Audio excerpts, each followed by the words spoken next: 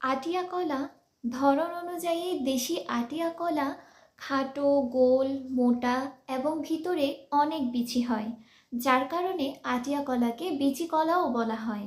এই কলায় অনেক ভিটামিন, আয়রন, পটাশিয়াম এবং প্রচুর প্রোটিন রয়েছে।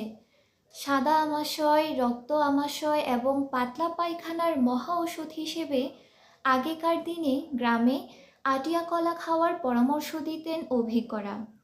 আবার আটিয়া কলা ফালি করে করে কেটে পানিতে ভিজিয়ে সকালে শরবত বানিয়ে খাওয়ারও চল ছিল।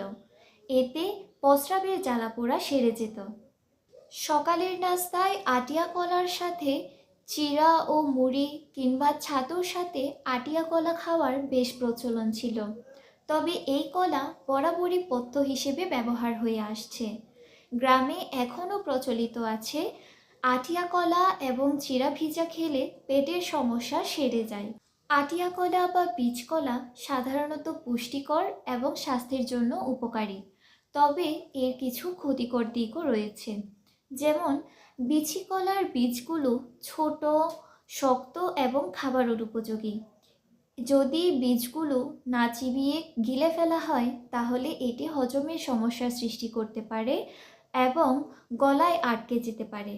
তাই বিচি কলা খাওয়ার সময় বীজগুলো সাবধানে আলাদা করে নেওয়া উচিত। বিচি কলায় অনেক আঁশ বা ফাইবার থাকে, যা সাধারণত হজমের জন্য উপকারী। তবে অতিরিক্ত পরিমাণে খেলে হজমের সমস্যার কারণ হতে পারে, যেমন গ্যাস, পেট ফাঁপা বা ডায়রিয়া।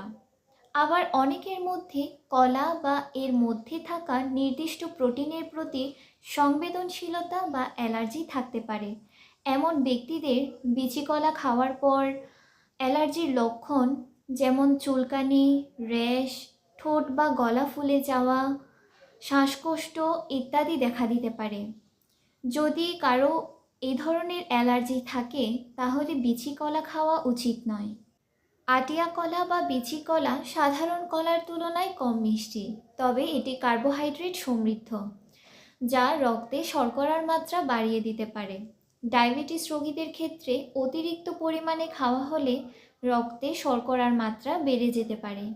আটিয়া কলা বা বিচি কলায় প্রচুর পরিমাণে পটাশিয়াম থাকে, যা সাধারণত হৃৎপিণ্ড এবং রক্তচাপের জন্য ভালো। তবে যাদের কিডনির সমস্যা রয়েছে তাদের ক্ষেত্রে বেশি পটাশিয়াম খাওয়া ক্ষতিকর হতে পারে, কারণ কিডনি ঠিকঠাক মতো কাজ না করলে রক্তে প্রচুর পটাশিয়াম জমে যেতে পারে। এটি হৃদযন্ত্রেরও সমস্যার সৃষ্টি করতে পারে। এছাড়াও অনেক সময় খালি পেটে কলা খেলে গ্যাস্ট্রিকের অ্যাসিডিক সমস্যা হতে পারে। তাই আমাদের শুধু কলা নয়, যে কোনো কিছুই সীমিত খাওয়া দরকার। অতিরিক্ত কোনো কিছুই ভালো নয়।